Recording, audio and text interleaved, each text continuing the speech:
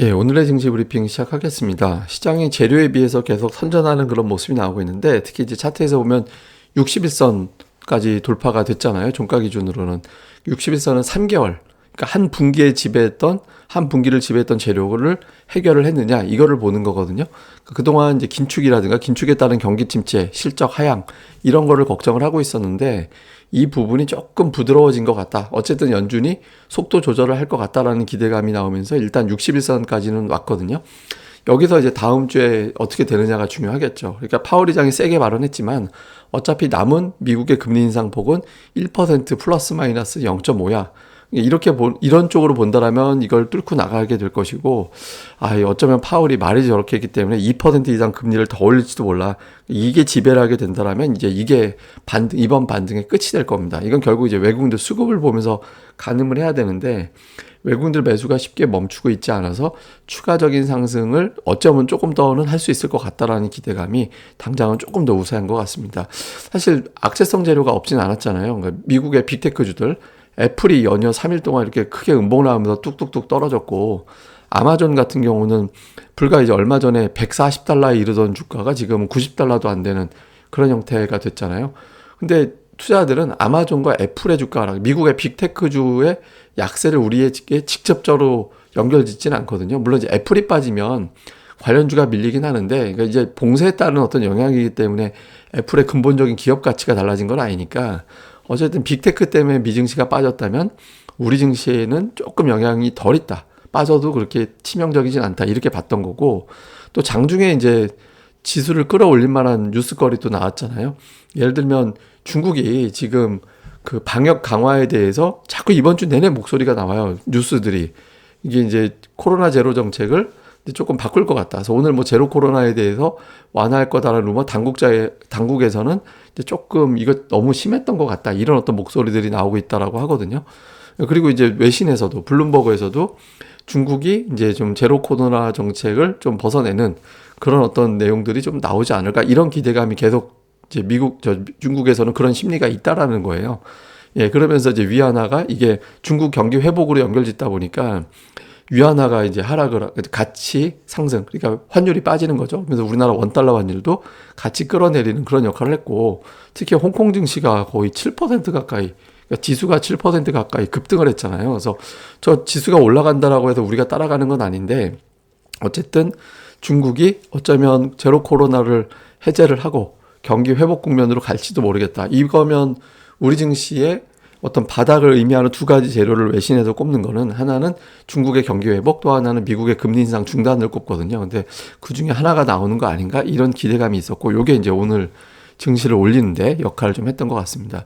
그 다음에 또 하나는 아마존하고 애플이 채용 중단한다라고 하면서 고용에 대한 어떤 문제, 이런 제기가 있었거든요. 근데 지금은 배드 뉴스가 굿 뉴스가 되는 상황이잖아요. 그러니까 저게 나쁜 뉴스인데, 한편으로는 그러면 미국의 고용 시장이 어려워지나 보다. 그러면 임금 상승률이 떨어지게 되고, 그러면 인플레이션이 피크가 되는 거잖아. 그럼 머지않아서 금리 인상이 중단되는 거잖아. 또 이렇게 연결짓게 되거든요. 그래서 저 재료 자체를 액면 그대로 받아들이기보다는 조금 긍정적으로 해석을 하게 되면서 시장이 어쨌든 코스피 자체는 플러스를 내는 그런 흐름을 보여줬습니다. 그리고 이제 미국의 계절적 특성, 그러니까 이제 매월, 그러니까 별로 보면 최근에 뭐 5년 통계를 보든 아니면 뭐 20년 통계를 보든, 10년, 20년 통계를 보든, 어쨌든 미증시는 10월 이후에는 계속해서 올라가는 통계가 있었다라는 거고, 중간선거 끝나면 어느 당이 이기든 어쨌든 미국은 중간선거 끝나면 다 올랐다. 그러니까 이런 데이터가 있다 보니까 최근에 미증시 빠지지만 결국엔 올라갈 거야. 이런 믿음도 쉽게 시장이 밀리지 않는 그런 계기가 됐습니다. 무엇보다 이제 수급인데, 외국인들이 계속 매수해요. 보시면 외국인 투자들이 10월부터 쭉 보여드린 건데, 이게 앞 날짜까지 보면 9월 29일 이후에 매도한 날이 거의 나오지 않을 정도. 오늘 뭐 매수가 줄긴 했지만 어쨌든 매수가 계속 이어지고 있잖아요.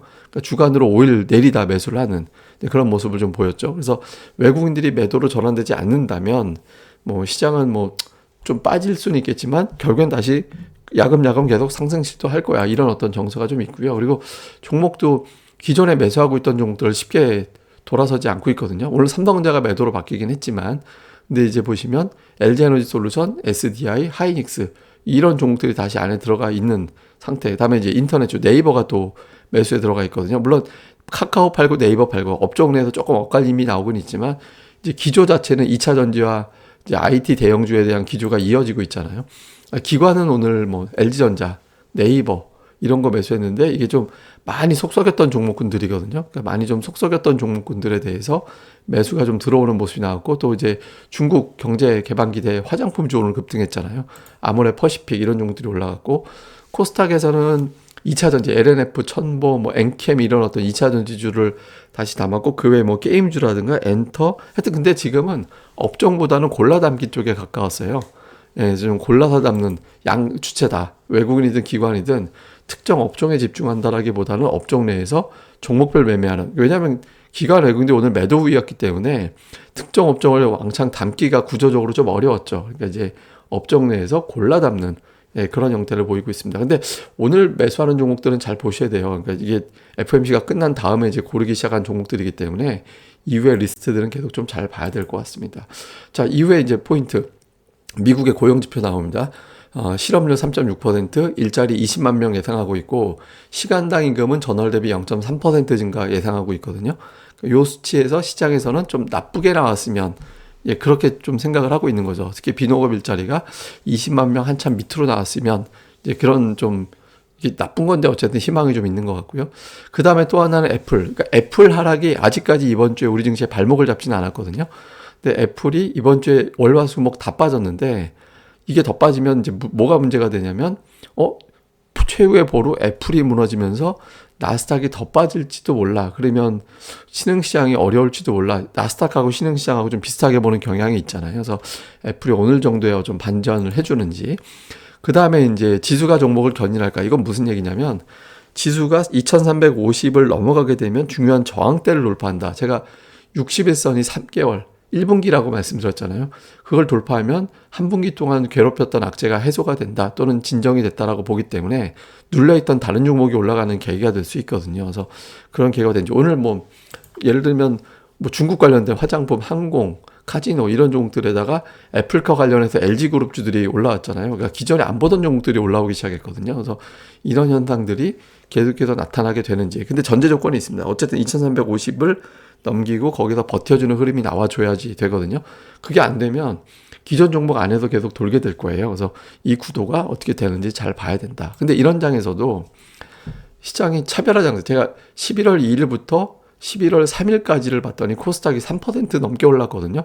근데 이 기간 동안에 올라간 종목이 700개 정도 되고요. 하락한 종목이 거의 800개예요. 지수는 올랐는데 하락 종목이 더 많고 코스닥 전 종목의 평균당 수익률은 마이너스입니다. 그러니까 지수만 좋고 올라가는 종목들만 골라서 가는 건데 이게 지금 쉽게 안 끝날 거예요. 그러니까 지금 차별화 장세가 계속 이루고 있잖아요. 이게 이제 코스피 지수인데 주봉으로 본 겁니다. 주봉상 20주선 다 왔잖아요. 대형주 지수는 돌파를 했어요. 20주선을. 예, 돌파하고 2주 연속해서 그 위에서 제대로 마감한 적이 없었는데 이제 다음 주 봐야겠죠. 근데 이게 이제 중소형 업종 지수는 이제 20주선에서 한참 떨어져 있잖아요. 예, 여기서 제가 보기에는 중소형주 중에서 새롭게 올라오는 종목은 좀 나올 것 같아요. 2350을 넘어가게 된다면. 근데 지금 워낙 대형주 쪽이 힘이 좋은데 다만 여기서 하나 말씀드릴 수 있는 게 코스닥의 ADR이 90 밑입니다. 지금 계속 내려와서 90 밑까지 내려왔거든요. 그래서 이게 조금 소외 장세가 좀 이어지긴 하겠지만 여기서 조금 더 이어지면 코스닥 쪽에서도 좀 종목 장세가 조금 더 활발한 국면도 나타날 것 같거든요. 그래서 하여튼 그동안 제가 대형주와 이런 쪽만 자꾸 집중하자라고 말씀을 드렸지만 FOMC 이후에 새롭게 불거지기 시작하는 종목들, 움직이기 시작하는 종목들에 대해서는 조금씩 좀 적극적으로 볼 필요가 있다. 그래서 기존의 2차 전지 대장주 이 종목들만 집중하지 말고 이제는 좀 새롭게 올라올 만한 종목들이 많이 나올 수 있으니까 이제는 조금 이제 소외되는 종목들 쪽에서 움직이는 게 뭐가 나오는지를 좀 같이 집중해 보는 것도 도움이 될 것 같습니다. 예, 뭐 추가적인 내용, 자세한 내용은 제가 또 다음 방송에서 설명해 드리겠습니다. 이 방송 구독하기, 또 좋아요까지 꼭 부탁드리고요. 그리고 네이버에서 이렇게 고릴라 리서치 검색하시면 또 카페 오실 수 있으니까 많이 방문 부탁드리겠습니다. 감사합니다.